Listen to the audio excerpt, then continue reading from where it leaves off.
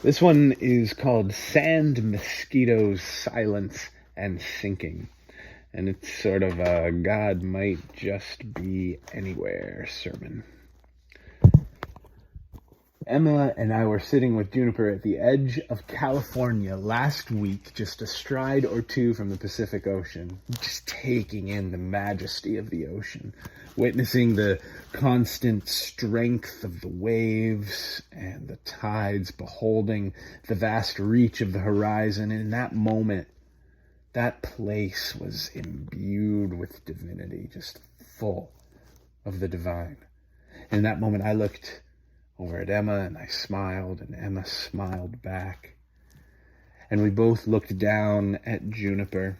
And Juniper took one tiny yet substantial handful of Pacific Coast sand, paused a moment, then scooped it into her wide open mouth. Our girl has now taken in mouthfuls of both the Pacific and the Atlantic sandy beaches. And apparently none of us have quite learned our lesson. But I kind of love it. I can't speak directly to her experience, though Juniper's face does betray considerable surprise after chomping down on a mouthful of sand.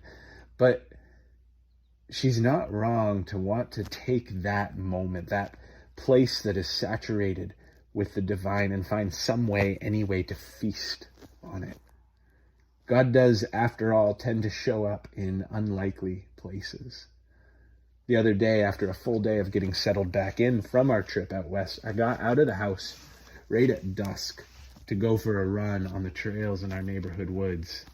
You see, during vacation, I started a new spiritual practice of taking just 5 minutes each day for some breathing exercises and meditation, and I wanted to keep that practice going upon my return home. So on my run, I stopped at a picnic table in the woods, sat down, set my timer. I closed my eyes, relaxed my shoulders, and drew a deep breath.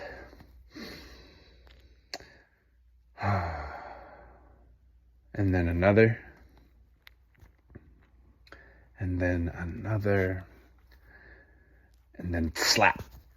Oh, mosquito on my neck.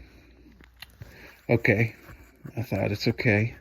Gather your composure. There's a deep breath. Slap. Mosquito on my forehead. And slap, slap, slap. 2 on my tricep, 1 on my calf. I mean, what do I expect, huh? I am in the forest at dusk, sweaty, sheltered from any breeze in Maine in the summer, looking for God to show up in the sweet quiet of the slap. I won't tell you just now whether or not I succeeded at intimacy with the divine in that particular moment. But, you know, that is the sort of unlikely place where God just might turn up, because God almost always shows up in upside down ways. There are 2 stories about God doing that in the lectionary readings this week. One from the Hebrew Bible, where the prophet Elijah is on the run. Where he lives, there are lots of different gods, lots of different things and ideas that people give their lives to, and most of them, many of them, are spiritually toxic. Does that sound familiar?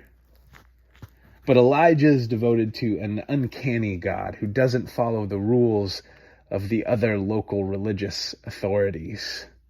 You might remember the story that comes just before today's story, where Elijah goes head to head with those other religious leaders in a battle of whose God is more powerful. And suffice it to say that Elijah proves to everyone beyond a shadow of a doubt that his God is the God who fights with fire.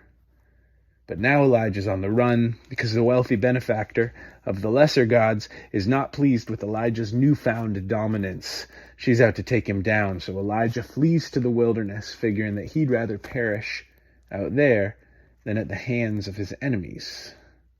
He kind of seems to think that he is going to die there in the wilderness, so he cozies into a cave and gets ready to resign from this mortal coil. And that's when God starts to show up.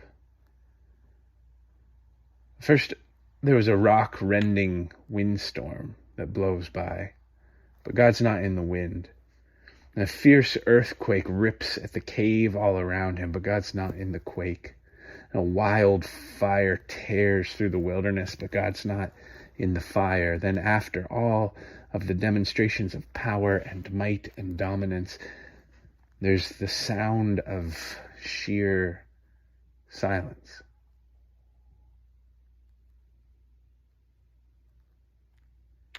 A still, small voice. The presence of God arrives in a whisper. And this prophet, who's made himself famous battling against enemies with fire and asserting dominance in the name of his God, experiences an actual encounter with God for perhaps the first time.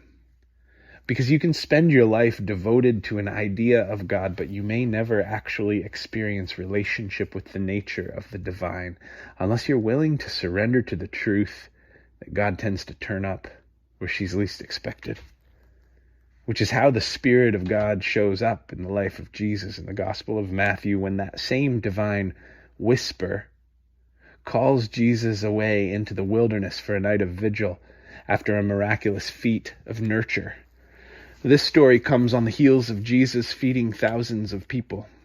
After that extraordinary picnic, he sends his team of students on ahead to prepare a boat for their trip across the water to the next town on their itinerary, and he himself clambers up into the hills, maybe finding a cozy cave even for some solitude and spiritual grounding before returning to his work of healing and teaching and nurture.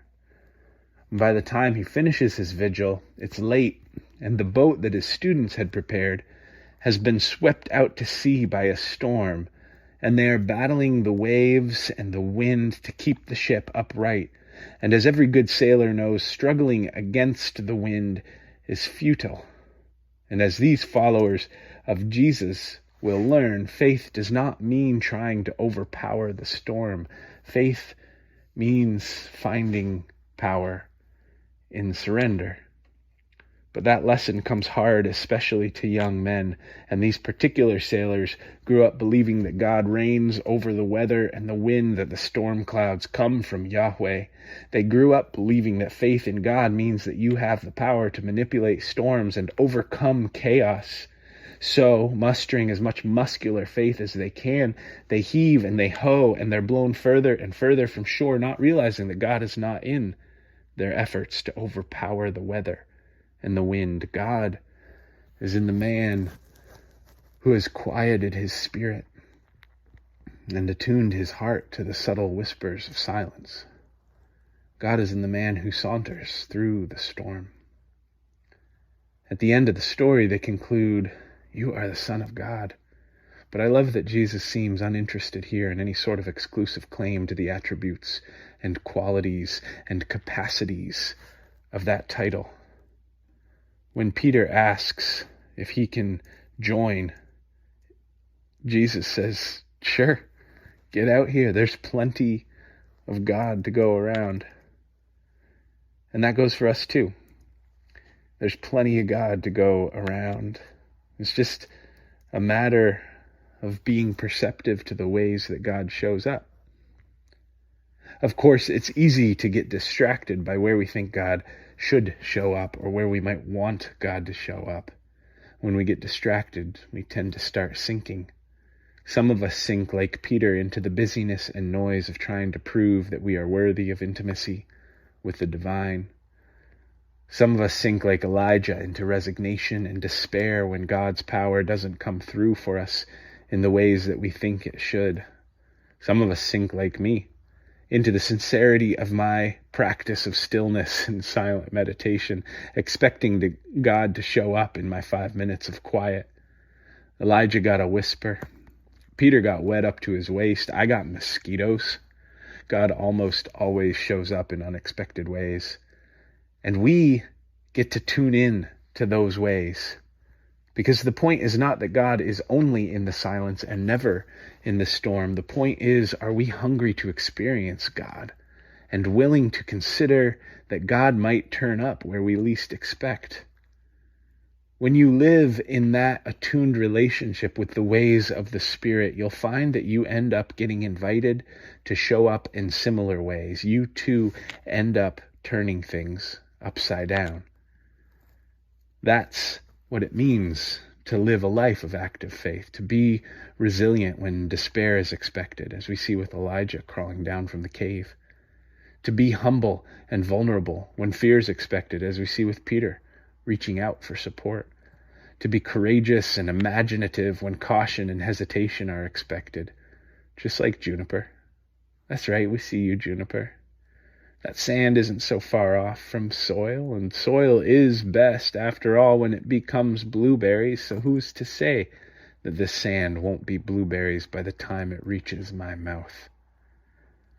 I wonder, are we willing to be moved by that kind of imagination, expectation, and appetite for the ways that spiritual bounty might show up in our days and in our world and through our lives?